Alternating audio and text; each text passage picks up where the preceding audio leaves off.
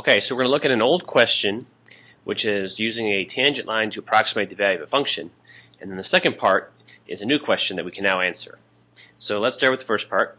Find the equation of the tangent line to this curve f at x equals 0. So the curve is 2x e to the x plus 1/2 at x equals 0. So let's get the ordered pair first. So what is f of 0? F of 0 is going to be 0 plus 1/2. That's my ordered pair. And now I need a slope. So I need a first derivative to get a slope. And the first derivative is going to be the product rule. So v u primed, so it's going to be 2e to the x plus u v primed, which is going to be 2x e to the x. The constant gets wiped out. And now I need a slope at 0. The slope at 0 is going to be, this part becomes 0, this is going to be 2e to 0, which is 1, 2 times 1 is 2. So I have a slope and an ordered pair, so the tangent line is going to be 1/2 plus 2 times x. So I can now use the tangent line to approximate values of the function nearby the point of tangency.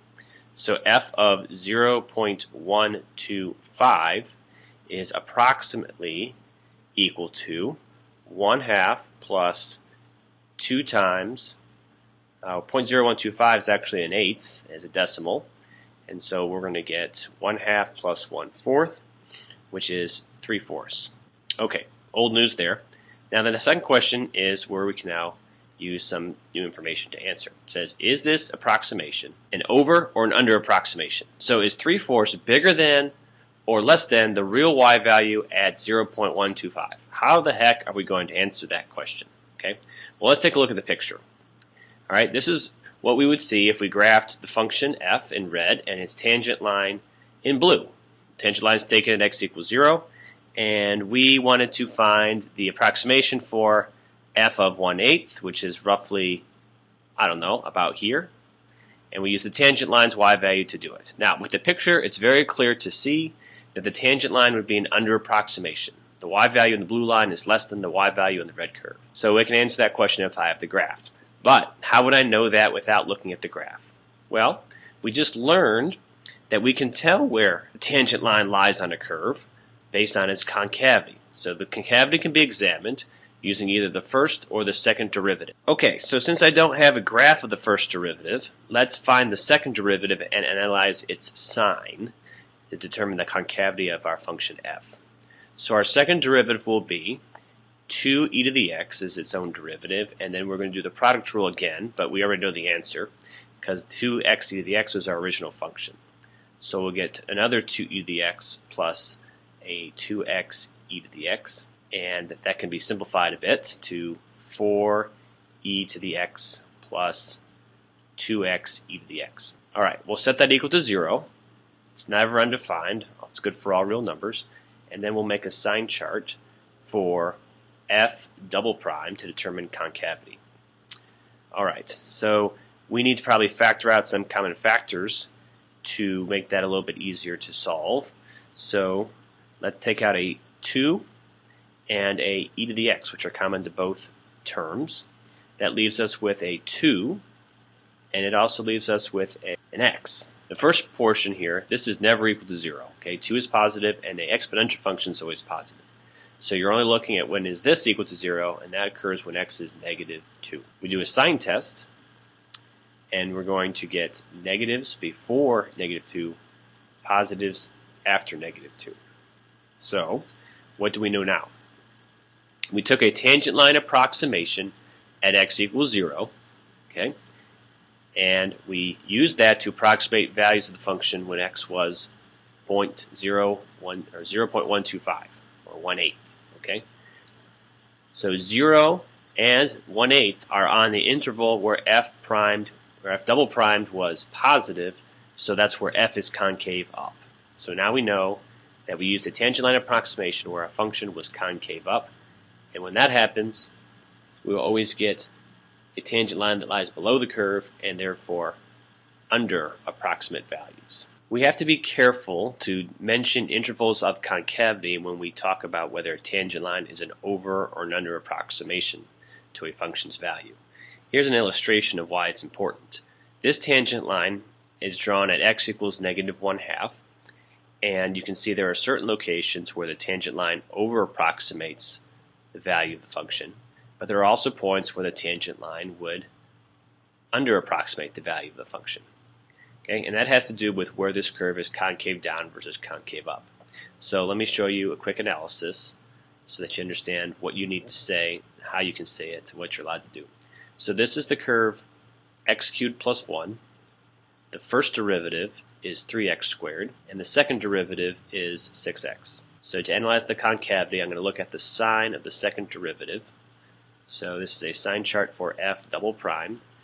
0 is a number that makes the second derivative 0, and I'll get negative values before and positive values after 0. So this tells me that f is concave down before 0, concave up after 0.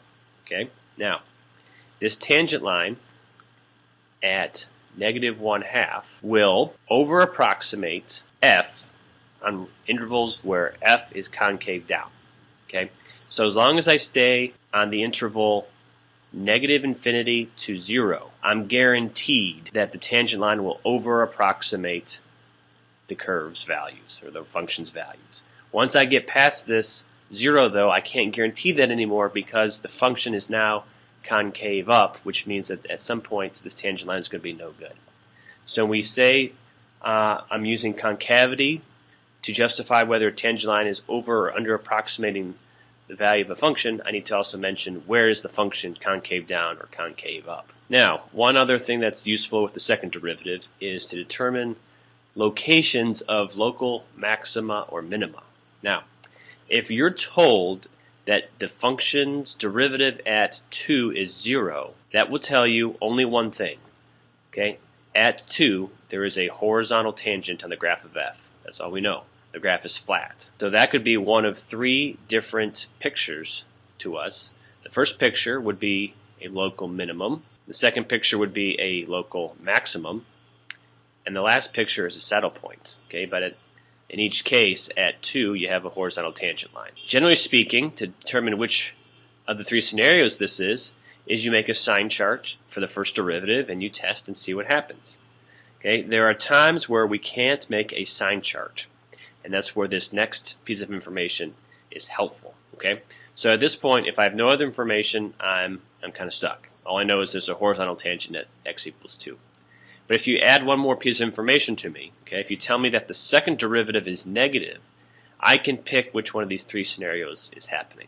Okay, second derivative being negative, remember, means that f primed would be decreasing at 2, which means that f would be concave down. So only one of these pictures will f be concave down at x equals 2, and it's the middle picture right here, okay, because the tangent line lies above the curve, down like a frown.